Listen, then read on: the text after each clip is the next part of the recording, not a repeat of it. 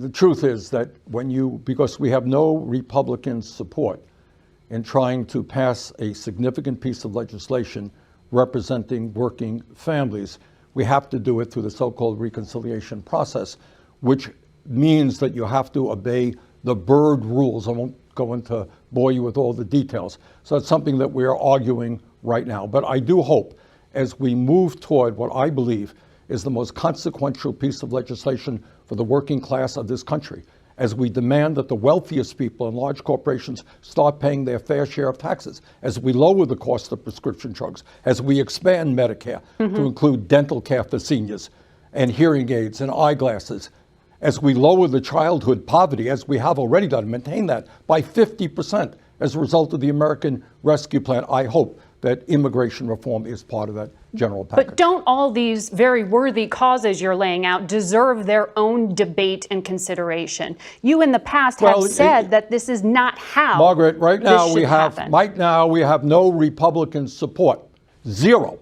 There's not one Republican who is prepared to stand up to the drug companies and lower the cost of prescription drugs. And you may not have full Democratic support either. Not one Republican either. who wants to build affordable housing. We can't do it without the reconciliation package.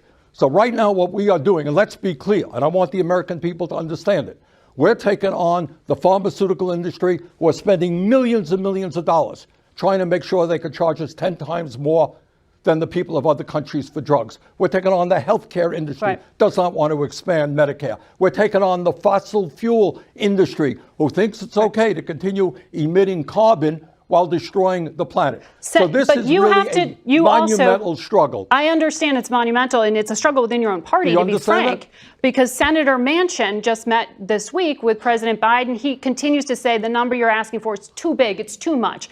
Will you meet with the president this week, and do you plan to give anything here to get closer to the numbers that the moderates in your own party say need to be met? Well, let me tell you this.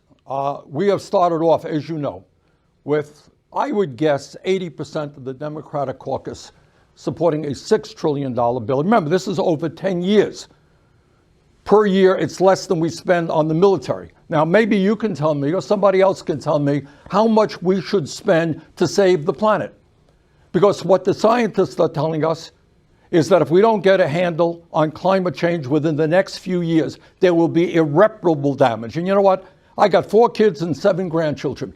And I think we have a moral responsibility to leave them a planet that is healthy and is habitable. Are you sure that we are that working right now? We got 50 votes. We're going to have to work it out as we did with the American Rescue Plan. But I have already made, and my colleagues have made, a major compromise going from $6 trillion down to $3.5 trillion. So am I hearing you correctly when you say you are not willing to move on that $3.5 trillion number, even if the president asks you to do it? I mean, are you risking losing everything? Look, right now what we are doing is we are engaging with the House and the Senate. It is a complicated proposal. All I am telling you is that $3.5 trillion is much too low. A compromise has already been made, an agreement has been made. And the American people, by the way, poll after poll after poll, are telling us now is the time to stand up to powerful special interests. Now is the time to start representing working families on all of these issues.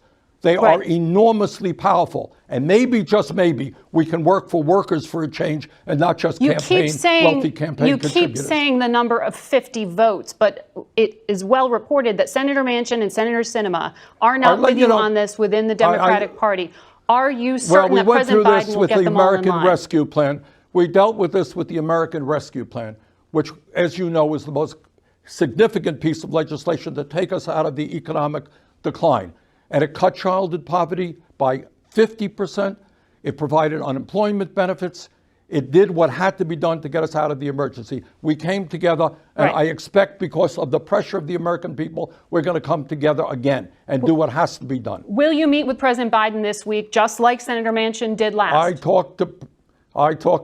I'm happy to meet with the president anytime. But at the end of the day, I think what the overwhelming majority of the American people want us to do is finally stand up for them, not just the drug companies and the healthcare industry and the fossil fuel industry.